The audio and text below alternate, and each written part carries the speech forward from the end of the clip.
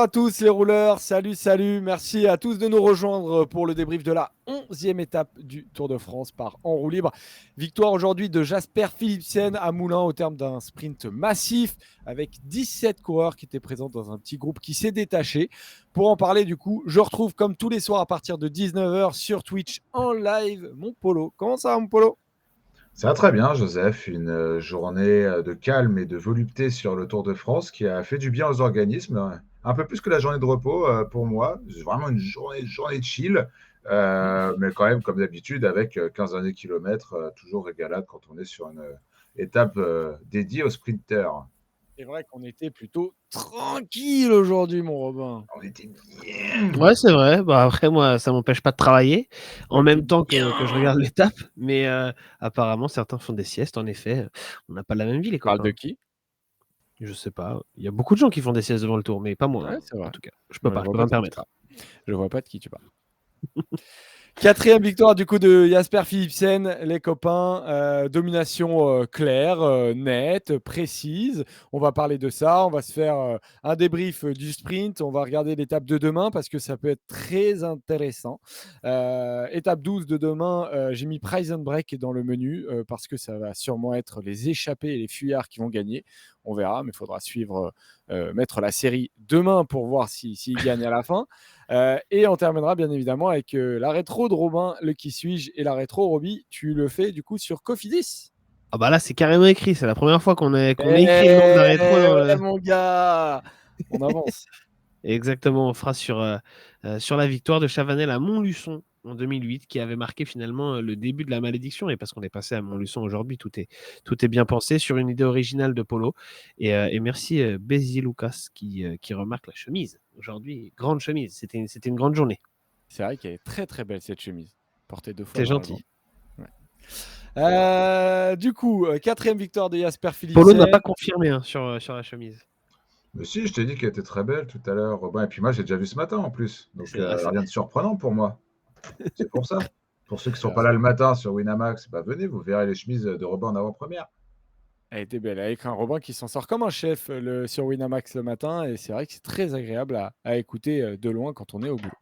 Je le Merci dis. Joseph. Et il y en a de plus en plus d'ailleurs qui nous envoient des messages pour nous dire qu'ils apprécient le fait qu'on puisse écouter en podcast aussi le matin. Donc vraiment, n'hésitez pas. Je le redis encore une fois, mais on est dispo sur toutes les plateformes Deezer, Spotify, Apple Music. Donc vous allez, vous tapez First Team sur ces plateformes-là. Et bah, le matin, si par hasard le soir vous avez été pris par un dîner en amoureux ou des copains ou la famille ou du boulot tout simplement, et bah, sachez que vous pouvez nous retrouver le matin en podcast, dans les oreilles, dans le métro, et pouvez bien évidemment nous écouter. Voilà, c'est Polo qui les met le soir de manière assidue, donc c'est dispo.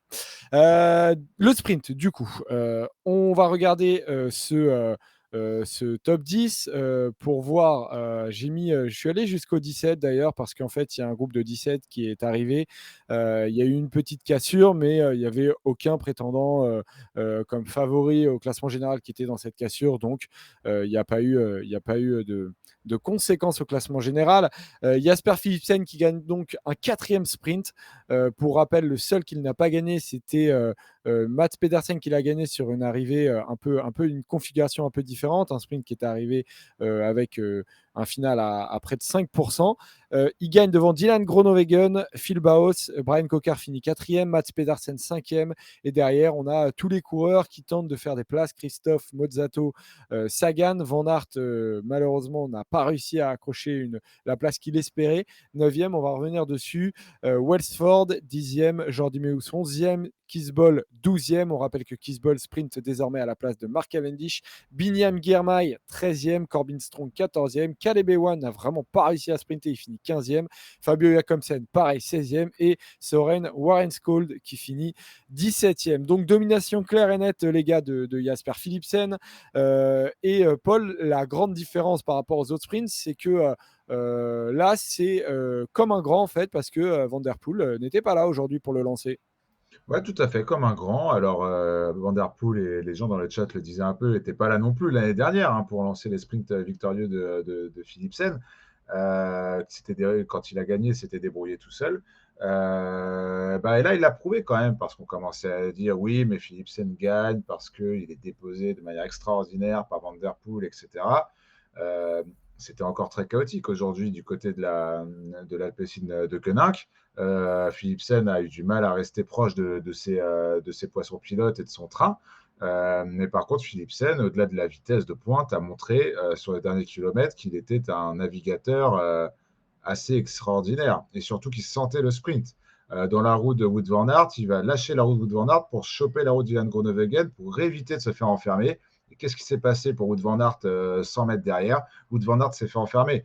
Donc, au-delà de tout ce qu'on a pu lire depuis le début, du fait qu'il soit très bien amené, qu'il va vite, etc., aujourd'hui, ce qu'on a pu voir, c'est surtout la science du sprint du Belge, qui pour moi a été la chose la plus impressionnante aujourd'hui. Après, la vitesse, on sait qu'il allait la voir. Quand il est dans la roue de Groenewegen derrière et qu'il a juste à le sauter pour le passer sur la ligne, tu savais à peu près que Philipsen allait l'emporter. Donc, moi, c'était vraiment cette science du sprint, cette science du placement dans le dernier kilomètre, plus ou moins tout seul en plus, qui pour moi a fait la différence aujourd'hui. Mm.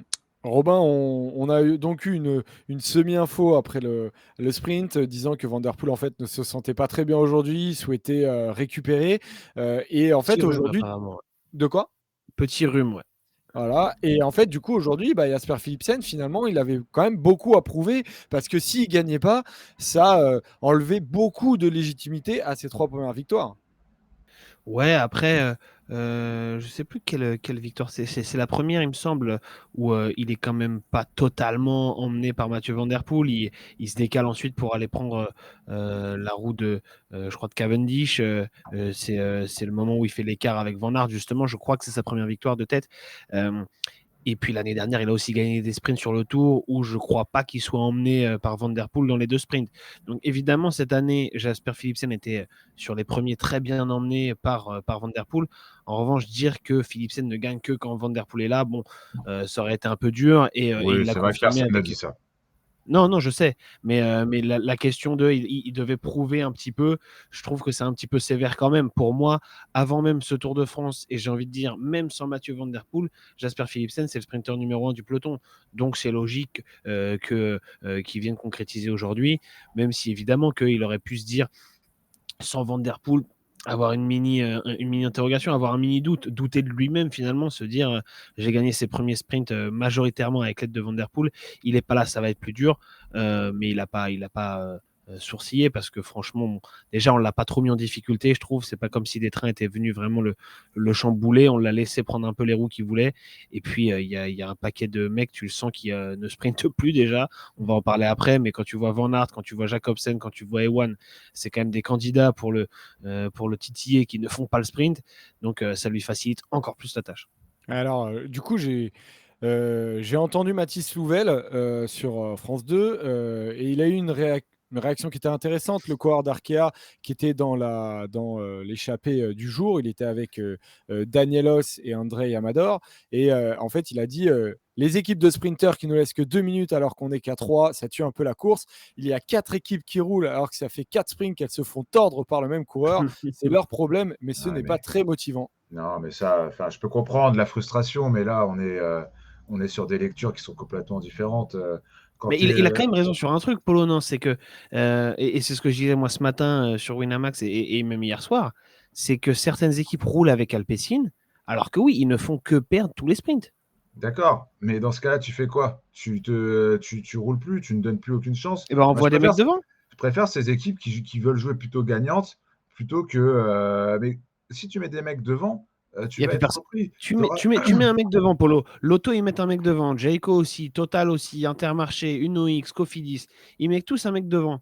Derrière, il n'y aura plus qu'Alpecin pour rouler. Alpecin tout seul, ils vont pas rattraper une échappée de 10 mecs avec toutes les équipes de sprinteurs représentées devant. Moi, je suis désolé, mais partir du principe que Philipsen va gagner tous les sprints, surtout vu la physionomie des sprints qu'on a vus, avec parfois des coureurs bien mieux placés que lui, avec parfois un Philipsen pas capable de bien prendre la roue de son train ou de son poisson pilote, dire en se basant sur certes 3 sprints, mais 3 sprints très différents ou 3 sprints où ça aurait vraiment pu se passer différemment, se baser et se dire ah bah non, moi aujourd'hui, Dylan Groenewegen, je suis sûr qu'il ne va pas gagner le sprint, on va envoyer Nick Non, Schulz mais ça, dans mais ça l'échappée. n'empêche pas, ça l'empêche pas qu'il le fasse, le sprint, Polo. Tu laisses Groenewegen au chaud dans le peloton, mais tu envoies un autre mec devant. Comme ça, tu roules pas. Si jamais l'échappée va au bout, tu as une chance de gagner peut-être supérieure que si tu fais le sprint face à Philipsen. Et puis, si Alpecin réussit quand même à revenir sur les échappées et à reprendre ton gars que tu avais mis devant, et ben, c'est pas grave. Tu vas faire le sprint avec Groenewegen comme prévu. De toute façon, tu vois bien que dans le sprint, Groenewegen, il n'a pas non plus 6 mecs qui l'emmènent. Hein. Moi, je trouve que c'est facile à dire post-étape, d'avoir cette Non, parce que analyse je le disais ce post-étape. matin. Non, ce matin, tu disais pas ça. Ce matin, tu disais, oui, moi, je comprends pas pourquoi les autres équipes roulent. Tu disais pas d'envoyer des mecs dans l'échappée. C'est la logique, évidemment. Si c'est pour ne pas rouler, mais faire le sprint de la même façon, ça sert à rien. Oui, si tu roules pas, faut envoyer un mec devant. Bah, moi, encore une fois, et je vais te répondre ce que j'ai dit ce matin, c'est que moi, je préfère des équipes qui croient en leur chance, qui croient en leur sprinter, qui assument la responsabilité de la course. Bon, pour la Quick Step, c'est peut-être un peu différent, étant donné que Jacobsen n'a pas fait un bon sprint, en plus, et peut-être à 50, 60, 70% de ses capacités totales. Et ils Par ont pris contre, une grosse responsabilité dans la poursuite. voilà, et tout à fait. Mais par contre, se dire qu'un Caleb Ewan, qu'un Groenewegen, qu'un Phil Baos ou je ne sais pas qui d'autre avait vraiment aucune chance de gagner le sprint ce matin, bah, c'est partir défaitiste. Tu n'envoies pas un bon message, ni à ton équipe, et encore moins à ton sprinter. Et en plus, la stratégie d'envoyer quelqu'un devant, pour moi, c'est un peu une stratégie comment le dire de manière gentille. C'est un peu, Je trouve que c'est une stratégie loser. c'est un peu, ouais, voilà. C'est un peu se foutre de la gueule du monde en mode non, mais notre objectif aujourd'hui, c'est l'échapper.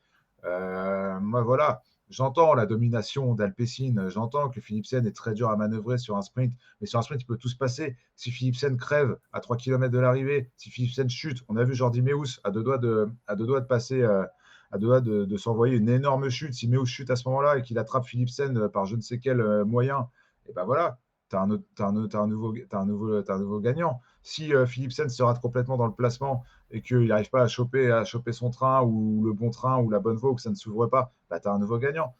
Pour moi, la pièce est toujours tombée du bon côté pour Philipsen depuis le début de ce tour. Mais Après, ce serait dommage de se dire que les autres ne peuvent pas gagner, quoi. Voilà. Après, ne mettons peut-être pas, Robin, toutes les équipes dans le même sac.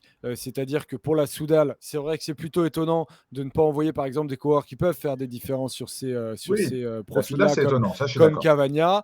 Du côté aussi de Uno X, on peut tenter de temps en temps, puisqu'on n'a pas besoin d'énormément de coureurs. Après, je regarde aussi les coureurs qui finissent souvent un peu derrière. Mozzato, par exemple, Arkea, ça fait plusieurs fois qu'ils envoient du monde devant. Et pourtant, Mozzato fait mais Arkea, c'est très des bien, belles justement. places. Et c'est vrai qu'Arkea, on le redit encore une fois, mais c'est un sacré tour qu'ils font, en tout cas dans la tentative et avec la force qu'ils ont. J'ai lancé un petit sondage, si vous voulez, les amis, en vous posant la question, ont-ils raison, oui ou non, de rouler avec Alpecin? Bon, là, j'ai mis tout le monde dans le même sac, mais Soudal n'est pas...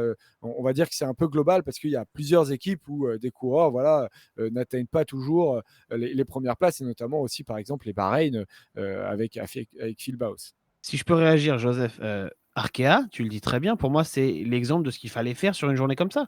Tu envoies Louvel devant, il fait ce qu'il peut. Bon, il se trouve que dans une échappée à 3, il ne va pas faire de miracle, ça ne va pas aller au bout. Et tu as Mozzato derrière, pareil avec Total, qui envoie Haas devant et qui a Sagan pour le sprint. Je ne dis pas que Jayco devait envoyer Groenewegen devant ou que DSM devait envoyer Welsford devant, mais quand tu as un mec comme Welsford qui ne marche pas depuis le début du Tour de France, qu'est-ce que ça te coûte de mettre Degenkolb à l'avant? Degenkolb, c'est un mec qui peut manger des kilomètres, qui a une bonne pointe de vitesse.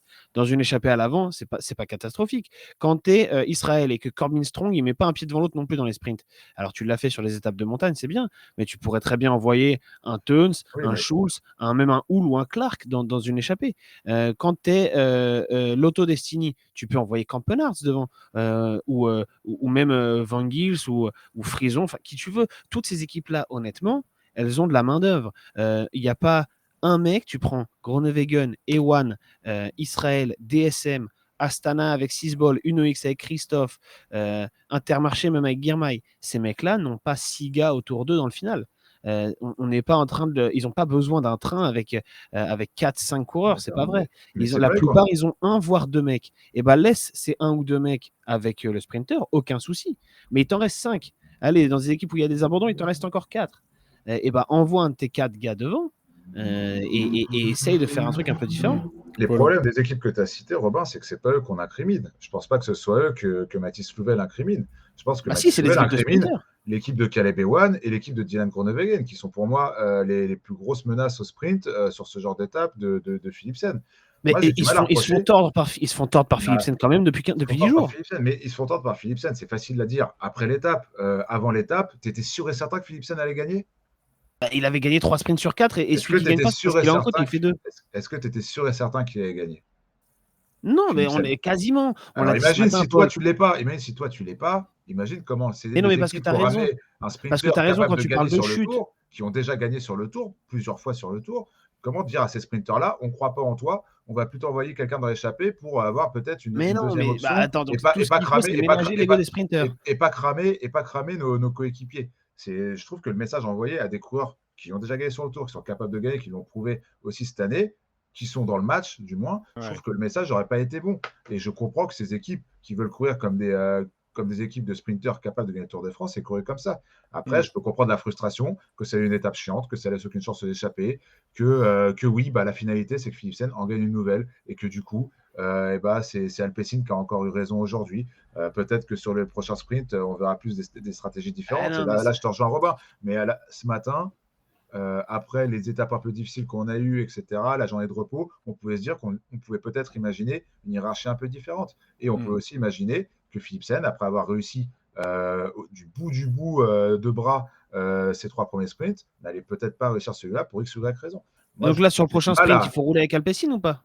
Ah Là, bah non. non, mais ça, Là, ça du coup, non. effectivement, c'est vrai que c'était peut-être une hésitation ce matin dans le bus, chez les équipes, je sais pas. Et on verra sur le sprint de Bourg, c'est la 18e étape à Bourg-en-Bresse. Et là, du coup, ce sera l'avant-dernier sprint avant les Champs-Élysées. Et c'est la dernière étape où, justement, potentiellement, les équipes comme la Jayco, parce qu'on voit un Groenewegen quand même qui avance, hein, qui grappille un peu des places petit à petit. Alors aujourd'hui, il est lâché peut-être un tout petit peu plus trop tôt par Lucas Mesgetch. Il est lâché à 350 mètres de l'arrivée. J'ai calculé, c'est 18 secondes avant l'arrivée. Et en fait, il s'avère que Dylan Groenewegen, il se fait dépasser à 4 secondes et demie de l'arrivée. Donc c'est vraiment ce moment-là, il aurait dû le lâcher à 300 mètres de l'arrivée pour pouvoir le laisser potentiellement gagner. Dylan Groenewegen, il fait 8, 5, 4, 2. C'est un des coureurs qui va chercher de plus en plus des bonnes places. On a vu un Van Aert se faire doubler par la droite par Mats Pedersen, puis par Jasper Philipsen. Je ne l'ai pas senti véritablement saignant aujourd'hui. À un moment, il a un peu lâché la roue de Christophe Laporte. Bon, Jordi Meus, lui, il a tapé un bras dans le public, donc il a failli tomber en plus 2 fois. Ça a été un sprint compliqué quand même pour lui.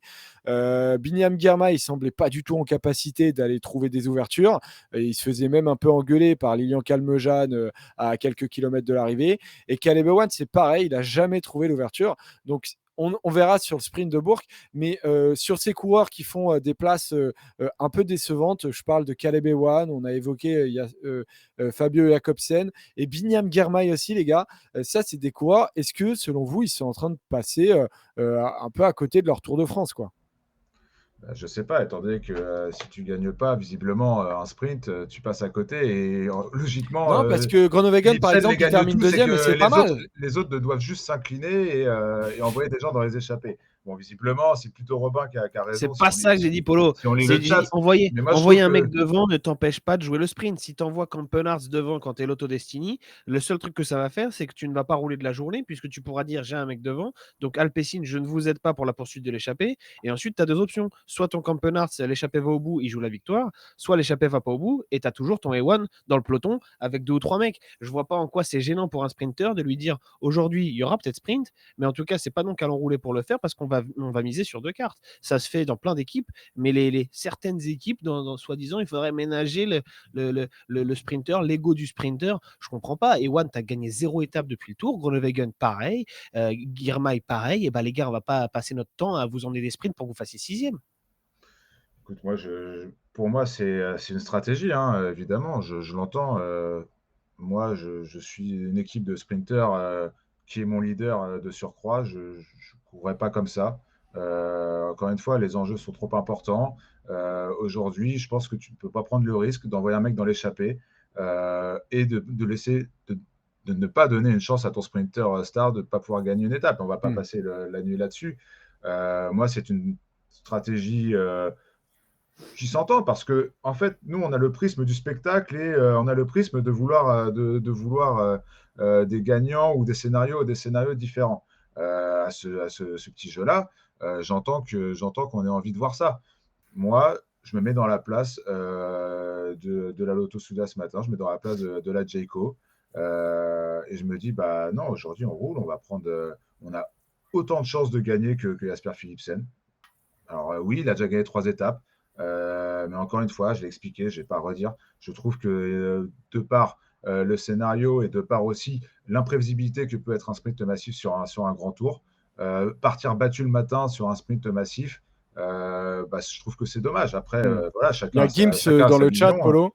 Il y a Gims dans le chat qui dit aussi, c'est peut-être pas faux complètement, ça arrange beaucoup d'équipes de pouvoir roupiller dans le peloton plutôt que de batailler dans un peloton à 50 km/h de moyenne. Après, bon, il y a certaines équipes comme Soudal, effectivement, et comme la Lotto qui ont roulé, donc ils n'ont pas vraiment roupillé, mais il y en a d'autres après qui laissent un peu dans le peloton. Et pour me poser la question du pourquoi effectivement ils n'ont pas envoyé du monde dans l'échappée, il y a le côté peut-être aussi mental dont parle Paul, c'est vrai. Tu te dis, bon, bah, on met toutes nos chances sur un sprint massif et peut-être qu'ils se disent qu'un Campenhart, par exemple, on va le garder dans la préparation et dans le placement de Caleb Ewan. Je vois que ça pour justifier le fait de ne pas aller devant. Et après, ça s'entend. Maintenant, vraiment, aujourd'hui, ils ont fait comme ça. Je ne comprendrais pas qu'ils ne fassent pas autrement à Bourg-en-Bresse et qu'ils ne trouvent pas d'autres moyens que, j'ai envie de te dire, à la régulière, d'aller Oui, le essayer truc, c'est où tu mets la limite. d'embêter Jasper Philipsen.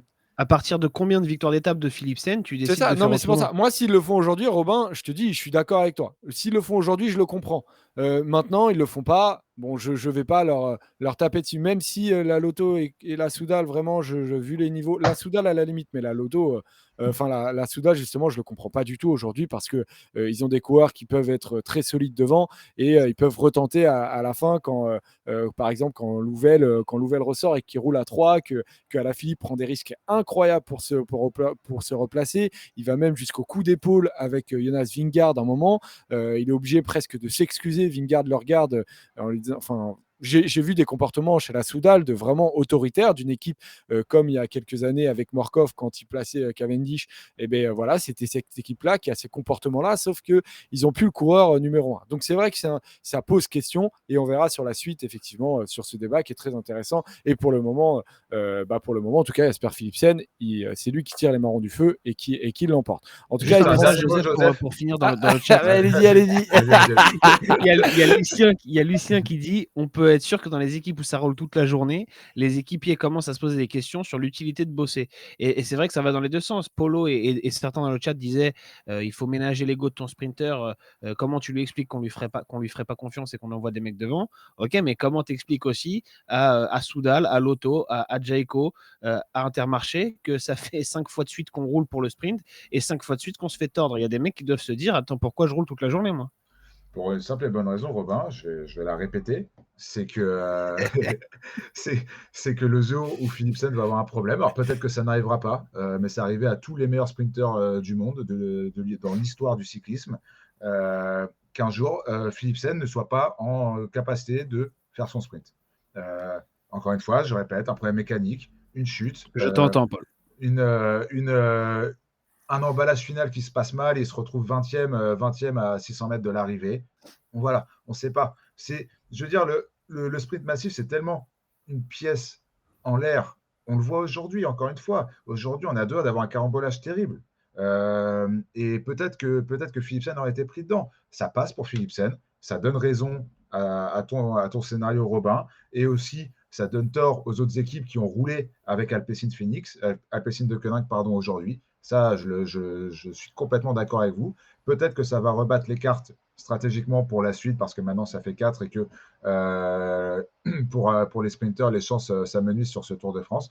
Le fait est qu'aujourd'hui, encore une fois, on envoie des coéquipiers de grands sprinters dans les échappées. Je pense quand même que ça revient et que Philipsen gagne quand même si on prend ce côté où Philipsen est imbattable sur un sprint. Ça revient parce qu'Alpecin aura roulé et ça revient parce qu'au bout d'un moment, quand on aura vu qu'Alpecin maintient les échappées, et d'autres équipes auraient roulé aussi parce que toutes les équipes n'auraient pas été dans l'échappée. Et voilà, et Philipsen aurait gagné puisque Philipsen est imbattable. Donc voilà. C'est vrai, il est très fort en tout cas. Mais en tout cas, pour l'instant, je disais ça pour rigoler, pour l'instant, il est imbattable. Ça donnait quoi le 140. sondage, Joseph? Victoire de Robin contre Paul. Pour schématiser. Ah, c'est normal, c'est dans le sens. Mais bien sûr que c'est normal. C'est dans le Bah sens du oui, temps. bah normal, Philipsen gagne, donc à la fin, voilà, c'est plus une posture compliquée à défendre de ton côté, mais ça s'entend, hein, y a pas, C'est y a- courageux, Polo. Voilà, c'est un homme courageux, Polo. C'est comme Caleb Ewan. En tout cas, Polo, tu avais mis à la fantaisie Dylan Groenewegen. Bah ouais, parce que j'y Et croyais j'ai aujourd'hui. Non, arrête de mentir. Tu croyais ou parce que tu avais plus Philipsen C'est de pas vrai, dispo? ouais, voilà, exactement. S'il avait eu Philipsen, il aurait mis Philipsen. Menteur. J'aurais mis Philipsen, moi. Mais j'avais Dylan Groenewegen. En tout cas, du coup. Mais t'as mis qui, toi, Robin, hein? Oh, j'ai oublié. Ouais, Voilà. voilà, ouais, t'as oublié comme par hasard. C'est facile, Non, hein. ça tient son scénario, Robin, puisqu'il avait déjà mis Philipsen, il voulait pas mettre quelqu'un d'autre aujourd'hui. Du coup, il a rien mis. Il a mis Ouais, personne. c'est ça. On annule la course. Ouais, et même en oubliant, de toute manière, Robin, il est pas si loin. Donc, je suis premier de nous trois avec je suis à la 158e place. Polo, t'es 205e et Robin, t'es 273e. Donc, tiens bon, Robin, Ah, quand même, hein. on est à la moitié du Tour de France, ça y Ouais. est. Donc, Il en Il faut que théorie, vous oubliez un de parier moment, quelques jours, Paul, quoi. il y a un moment, sache que Paul va boire un soir. Le matin, il va se réveiller, il sera dans le dur, il va oublier de parier. Je te le dis, ça va arriver un y a soir. l'anniversaire de Joseph dans 5 jours. Hein. Voilà, je dis ça, je dis Exactement. rien. Et ce sera donc de la faute de Joseph. Et parce que la seule fois où j'ai oublié de jouer, c'est parce que j'étais de mariage la veille et que je suis entré dans un Exactement. état minable. J'ai oublié de mettre en podcast, j'ai oublié de faire ma fantaisie. Bref, Non, catastrophe. t'avais pas de réseau, t'avais pas de réseau. J'avais pas de réseau, oui, c'est ça. Voilà, Pardon, Joseph. voilà. Et du coup, au classement global, on a Nurspi qui était premier hier avec 86 points, qui est toujours premier aujourd'hui parce que Nurspi t'a mis Dylan Groenewegen. Et en fait, le podium ne change pas. Tauk, tu as 89 points, tu en as 93, c'est-à-dire que tu as mis Phil Baos. Et Lio, tu en avais 91 et tu en as 93. Ça veut dire que tu avais mis Dylan Groenewegen aussi. On commence à lâcher un peu les munitions qu'on peut sur les coureurs hors Jasper Philipsen, à ce que je vois. Donc voilà pour le podium. Les classements annexes, Jonas Vingegaard est toujours maillot jaune, Tadej Pogacar est toujours maillot blanc. Au maillot vert, on a Jasper Philipsen qui prend une sacrée avance, 145 points sur Brian Cocard. Ça commence à être très très important, même si Brian Cocard a tenté de lui faire le sprint intermédiaire, mais il s'est fait sauter sur la ligne par Jasper Philipsen, qui apparemment, même quand il fait un effort, ça aussi il faut le souligner, pendant l'étape, arrive quand même à gagner la fin Oui, et le bon, sprint ça. final. Bah non, mais il y en a qui préféraient vraiment garder tout dans les jambes, un sprint en plein D'ailleurs, milieu Robin, d'étape. en parlant de ça, Robin, tu Ouais. crois à Philipsen, mais pas beaucoup, puisque tu avais mis Cocard qui battait Philipsen au sprint Ouais, intermédiaire. tu sais pourquoi j'ai fait ça? Je regardais, tu sais, je vois l'échappée qui arrive sur le sprint intermédiaire et je vois que ça monte, tu vois. Et je me dis, où ça, c'est pour mon Brian, ça. Et je me dis, 3 minutes avant que l'échappée arrive, avant que le peloton arrive plutôt, je me dis, il est à combien? Parce que je voyais sur Winamax, il y avait un truc sprint intermédiaire sans les échappées, tu vois. Tu pouvais, en fait, le premier du peloton, quoi. Et je vois que Cocard, il est à 5,50. Je me dis, c'est pas mal, ça.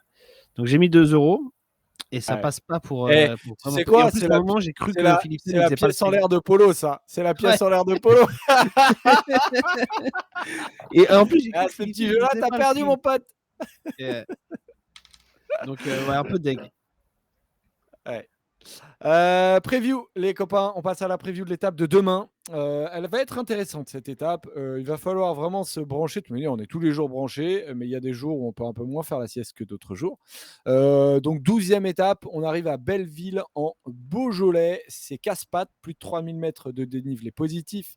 3 difficultés de 3e catégorie au 20e, 37e, 109e kilomètre. Donc au 20e et 37e, ça devrait permettre à une échappée de partir quand même assez rapidement. Puis 2 difficultés. Non, Ça va justement, batailler, ça mais. va batailler pendant 1 heure comme hier. Enfin, Ah, après, si c'est comme hier, c'est possible. Mais après, le 3e catégorie, là, le col des Ercobans, c'est ça peut permettre quand même à un groupe de sortir. Mais on comme verra. hier. Ouais, on verra. Mais on verra. 35 km, il y aura encore un peu de jus. En tout cas, à 109 km, il y a un 3e catégorie à nouveau. Puis 2 difficultés de 2e catégorie. Ça se corse un peu. À 48 km de l'arrivée et à 33 km de l'arrivée, c'est le col de la Croix-Rosier. Une étape qui est un peu similaire à celle d'Issoire, où les échappés, pour rappel, étaient allés au bout. Donc, en C'est presque plus théorie, dur quand même là. C'est Le, presque le- plus dur.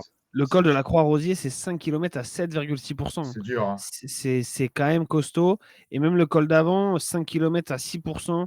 Moi, je trouve que c'est plus dur qu'il soit, bien plus dur. C'est bien plus Et dur. d'ailleurs, c'est pas un hasard s'il y a une bonif en haut du dernier col, parce que on veut un peu titiller les favoris, leur mettre une petite carotte pour dire regardez, Enfin bon, là, la bonif, elle est catastrophique. Enfin, la carotte, elle est pourrie. Hein. Tu as 10 points à prendre en bonif, t'en fous. Mais comment ça, Joseph, 10 points? T'as 8 secondes. t'as les Ah secondes oui, de non, bonif, hein. pardon. Ah Il y oui, a non. 17 secondes Je croyais d'écart que tu entre le parlais de premier et points le deuxième doublés, autant pour moi. Je croyais que tu Non, parlais je de te points parle de la doublés. bonif, le petit B jaune Ok. là. Ah oui. Et du coup, pour moi, c'est un petit.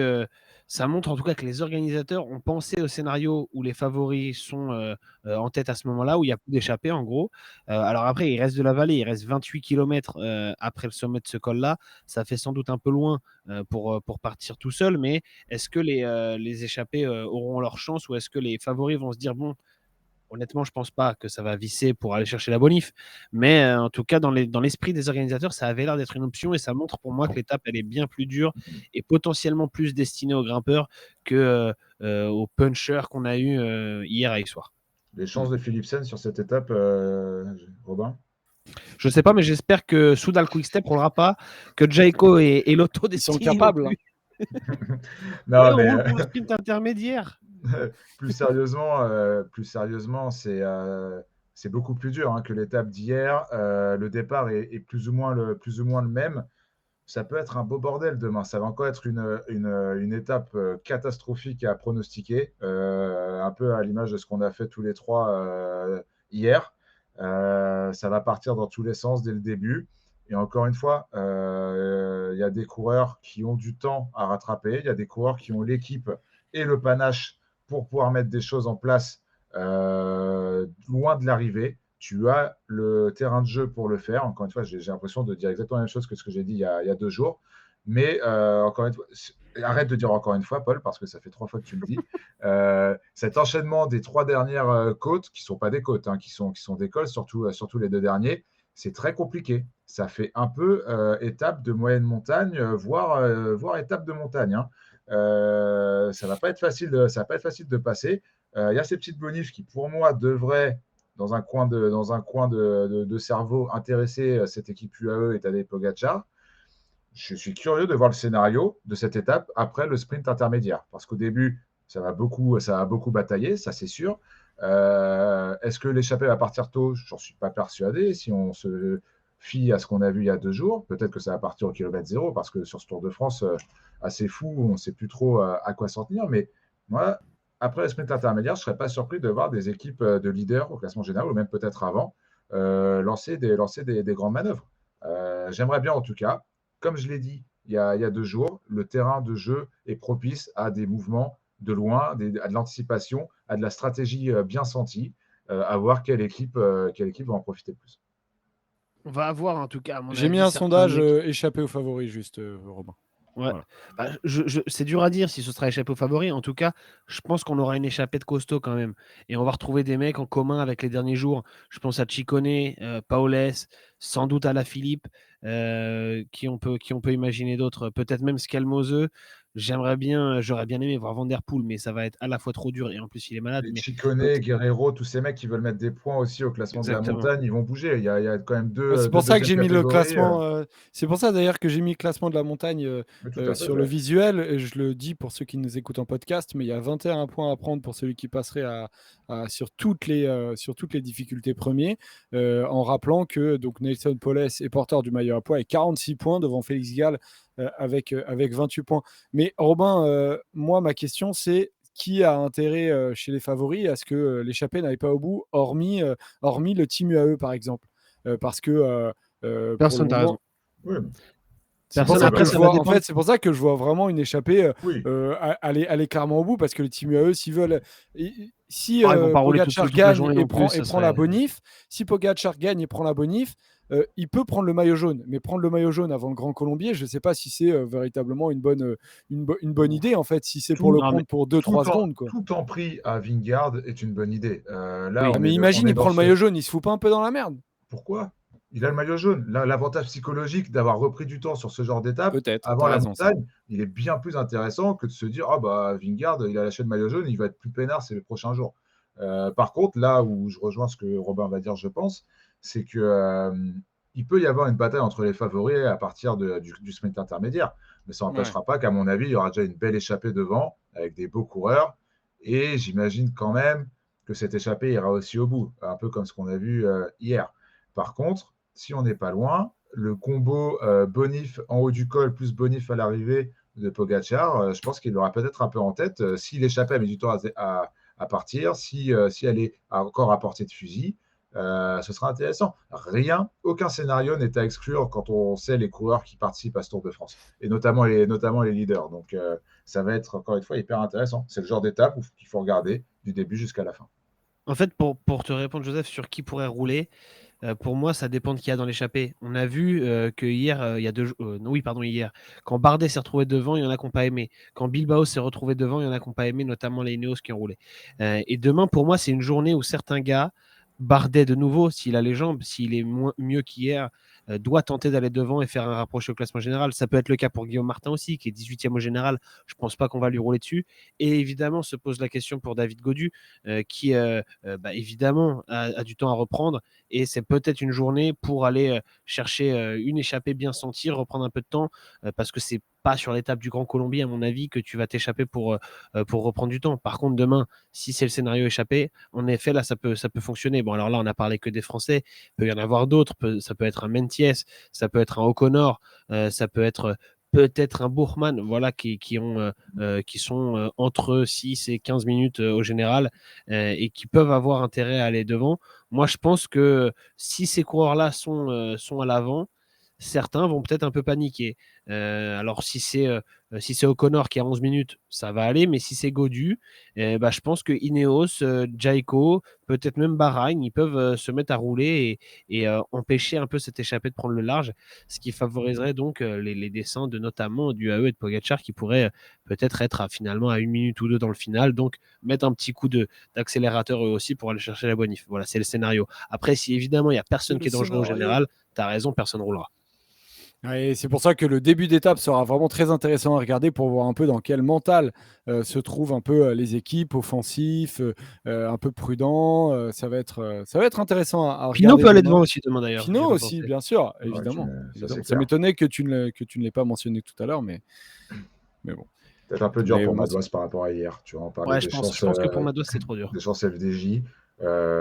Si c'est dur pour Madouas, c'est évidemment dur pour Quentin Paché, c'est évidemment dur pour les autres. Voir Thibaut Pinot. Par contre, moi, ce que je veux voir, c'est David Gaudu, s'il tente pas de s'échapper au début, d'anticiper. Tu as 3 belles montées, tu peux foutre un peu le boxon.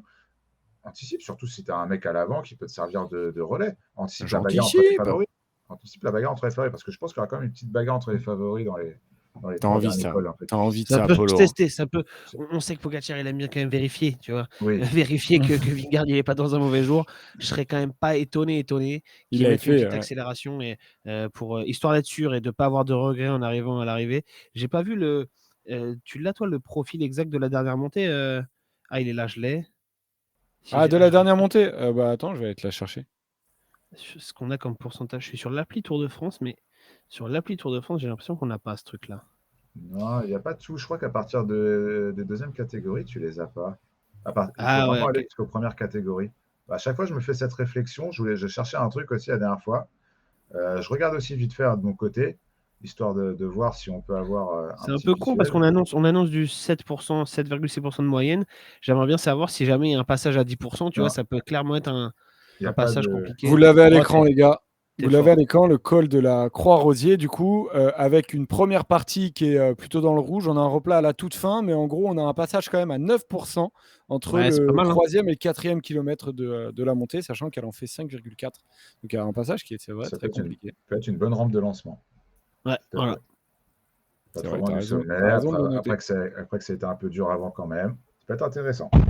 Et ça peut être alors effectivement une bonne rampe de lancement en rappelant que ça se trouve à 28 km de l'arrivée. Donc si aussi il y a une échappée finale, ça peut être le moment à la Neylands en fait, pour qu'un gars sorte et essaye d'aller Ah oui. chercher la victoire. Et je vous avais rajouté aussi l'arrivée et les derniers kilomètres pour vous montrer que c'est un final qui est quand même assez technique avec un, deux ronds-points et derrière un virage technique, un kilomètre, la flamme rouge et un virage à 90, à 90 degrés, donc un angle droit. Et donc voilà, c'est un peu technique, donc il faudra un homme seul, s'il arrive avec, je sais pas, moi j'ai dit une connerie, avec 30 secondes d'avance à 3 km de l'arrivée, il peut espérer aller au bout potentiellement. On verra ça. Voilà pour la 12e étape, les amis. Eh ben voilà, ça s'affiche en gros. C'est l'heure de la rétro avec l'Eurobi. Du coup, aujourd'hui, tu vas nous parler de Cofidis. Exactement, de la malédiction née à Montluçon en 2008, qui heureusement a pris fin cette année avec la victoire de Victor Lafay à Saint-Sébastien. Mais oui, pendant 15 ans, on a eu une équipe Cofidis qui ne gagnait pas et on se rattachait toujours à cette victoire de Sylvain Chavanel. Chavanel sur ce Tour 2008, avec ce fabuleux maillot Cofidis qu'on voit où il y avait carrément le numéro de téléphone pour appeler. Je ne sais pas s'il marche encore ce numéro, 08 200 08 300. C'était Tu veux que je l'appelle? Vas-y, fais un test, Joseph. Non, J'aimerais on bien savoir. parle, ouais. Ça va te coûter 4 euros. 08 Pas s'il raccroche tout de suite. 200 800 08 300. 08 300. Allez, Je on m'attendais appelle pas les à ce amis. happening. Bonjour. Le numéro que vous avez composé n'est pas attribué. Ah, il n'y a ils ont- plus. Ah, c'est plus attribué, Sylvain. Imagine C'est si fou. Sylvain qui nous répond. C'est dingue, c'est que Ça c'est aurait été écrit quand incroyable même d'avoir en gros. quelqu'un. Il y a le numéro en gros, mais tu peux plus l'appeler, c'est dommage. Ouais, Et donc oui, sur ce Tour 2008, Sylvain Chavanel, il passe 417 km en échappée au total. Il a tenté dans tous les sens. Il terminera d'ailleurs super combatif de ce Tour de France, mais il a dû attendre jusqu'à la dernière tentative, sur la 19e étape, pour que ça paye. Ce jour-là, en vérité, il manque l'échappée matinale, mais le peloton revient sur cette échappée et Chavanel réussit à ressortir avec Jérémy Roy. Il reste alors 80 km à faire sur une étape de plaine. Ça semble perdu d'avance. C'est improbable d'aller au bout, mais les deux, ils sont vraiment très forts. Quand ils sortent, ils font 10 km à 65 km/h de moyenne et le peloton finalement abdique, laisse filer cette échappée. Chavanel et Roy vont bien se jouer l'étape. Le directeur sportif de Cofidis, il dit à Chavanel de partir de loin, de surprendre Roy, de ne pas attendre le sprint finalement. Mais Chavanel n'en fait qu'à sa tête ce jour-là. Il attend les derniers mètres et il aligne Jérémy Roy qui avait attaqué en fait à 300 mètres de la ligne, pas complètement confiant dans son sprint et qui avait tenté un peu d'anticiper, mais qui se fait donc avoir. Et à l'arrivée, Chavanel dit que c'est le meilleur cadeau qu'il puisse faire à Cofidis. En fait, on le sait déjà à ce moment-là, il va quitter l'équipe française à la fin de la saison. Il va aller chez Quick-Step, où il espère franchir un cap, notamment sur les classiques flamandes qu'il aime de plus en plus. Alors que sur la photo que j'ai affichée juste après, je te coupe 2 secondes, j'ai vraiment cru que c'était le docteur Mabus qui était juste derrière. J'ai un tout petit peu bugué, j'ai dû aller Je crois, regarder un peu sa je crois gueule. que c'était Jean-Paul Olivier, moi. Ah, non, mais moi je me parle de celui qui est entre Chavanel Ah oui. et tu vois, et le mec en fond là qui regarde, je me dis attends, mais c'est Mabus, ça c'est pas possible. Docteur Mabus, les amis, si vous connaissez pas, allez regarder, vous allez vous régaler.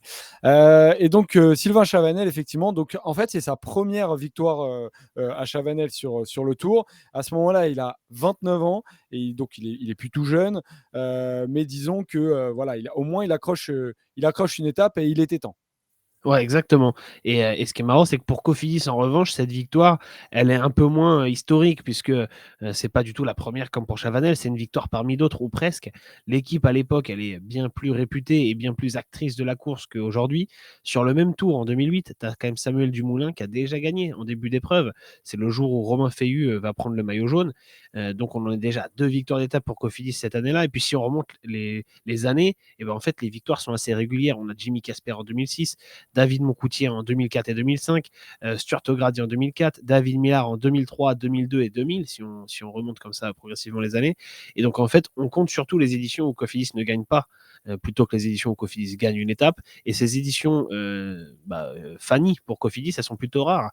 Et en plus, c'est compensé parce que généralement, quand Cofidis ne gagne pas d'étape, Ils ont un autre résultat très intéressant. Par exemple, en 98, il y a Bobby Julich qui fait 3e du classement général. En 2001, on a Andrei Kivilev qui fait 4e.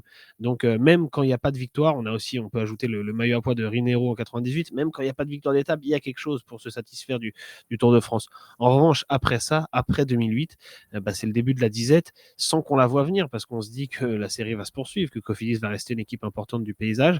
Mais finalement, elle devra attendre 15 ans pour gagner de nouveau jusqu'à cette année avec Victor Lafay. Et il n'y a même pas de coureurs qui font un podium au classement général ou un maillot annexe pour venir conforter un petit peu cette équipe et compenser le manque de victoires. On a seulement quelques accessites et ils sont rares. On a Christophe Kern qui fait 2e à Andorre en 2009 derrière Brice Féhu, David Moncoutier 2e à Lourdes en 2011 derrière Torushoft, encore dans une étape qui impliquait Jérémy Roy. On a Daniel Navarro qui fait plusieurs podiums d'étape en 2016, Christophe Laporte 2e à Pau en 2018 au sprint derrière Arnaud Démare. Il y en a peut-être un ou deux autres que j'ai oubliés, mais Cofidis a donc dû se contenter de ça, des petits accessites. Pendant que Chavanel chez Quickstep, on le voit à l'image, il fait maillot jaune et vainqueur de 2 étapes en 2010. Donc c'était un peu le grand écart. Le coureur qui leur avait offert leur dernier succès en partant à l'étranger continue de cartonner entre guillemets et de vivre ses meilleures années pendant que Cofidis s'enfonce un peu dans la galère. Voilà, heureusement cette année la disette est terminée, on peut enfin passer à autre chose, mais on n'en avait pas beaucoup parlé le jour de la victoire de Victor Lafay, donc c'était l'occasion de revenir là-dessus et de se dire que finalement 15 ans de disette pour une équipe qui participe au Tour tous les ans et qui a quand même eu des coureurs assez intéressants, ça faisait vraiment beaucoup. Et merci Robin, effectivement, Sylvain Chavanel en plus qui a été un personnage marquant du cyclisme français tout en faisant un choix. Alors je ne sais pas trop comment ça avait été perçu à l'époque, le fait de partir d'une équipe française. C'était pas un choix qui était habituel de partir et de signer chez la Quick-Step notamment. C'était Virand qui l'avait fait aussi avant lui, Jalabert, voilà. C'était des grosses têtes du cyclisme français, mais c'était pas quelque chose qui était forcément bien vu. Mais voilà, ça avait été fait encore par assez Sylvain rare. Chavanel. Bah, C'était assez rare. souvenez-vous, on en avait parlé dans une petite roue qu'on avait faite tous les trois. Euh, on avait un peu listé les coureurs français qui étaient partis s'exiler à l'étranger. On pensait à d'autres, comme Pierre Roland Et Pinot notamment. aussi, ouais.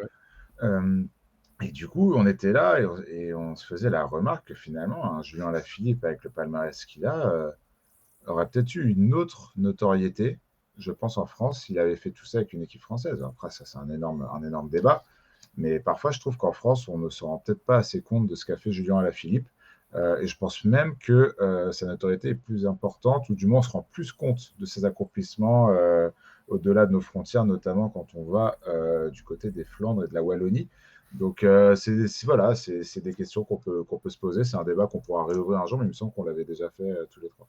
Moi, je suis pas totalement sûr de ça, Polo, moi, parce que je me dis quand même que on est dans un sport, le vélo, où finalement, il n'y a pas trop ce côté local. Évidemment que ça existe, Quick-Step est une équipe belge, mais finalement, tu le vois quand même à la télé sur toutes les courses, et puis, la nationalité de l'équipe ne change pas grand-chose. C'est pas comme au foot, au basket, où tu pourrais te dire le mec est dans une équipe française, donc tu le vois jouer près de chez toi, donc tu le vois à la télé parce que le championnat de France est diffusé et peut-être pas d'autres championnats.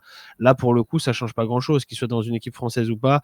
L'accessibilité, que ce soit à la télé ou sur les courses, elle est la même. Tu peux toujours aller voir Alaphilippe sur le Tour de France et le voir à la télé, peu importe qu'il soit chez Total ou chez Quick-Step. Ouais, mais en t'écoutant, je pense qu'on a eu ce débat parce qu'on a déjà discuté. J'ai des souvenirs, mais tu penses pas qu'il n'est pas apprécié à sa juste valeur, Julien Lafilippe? Du moins J'ai l'impression qu'il pour est le. super populaire. Non, mais il est populaire, il n'y a pas aucun doute. Mais je pense qu'il soit apprécié à la valeur de son palmarès aujourd'hui. Tu vois, c'est plus la question que je me pose. Après, peut-être que je me trompe, hein, mais c'est plus la question que je me posais et qu'on pouvait se poser. C'est un peu. Non, mais c'est un peu le problème aussi des coureurs qui sont allés tellement haut et puis qui, en ce moment, du coup, redescendent un tout petit peu. Un peu comme Cavendish, à un moment, a perdu de sa superbe étant donné qu'il n'est pas parti quand il était au top.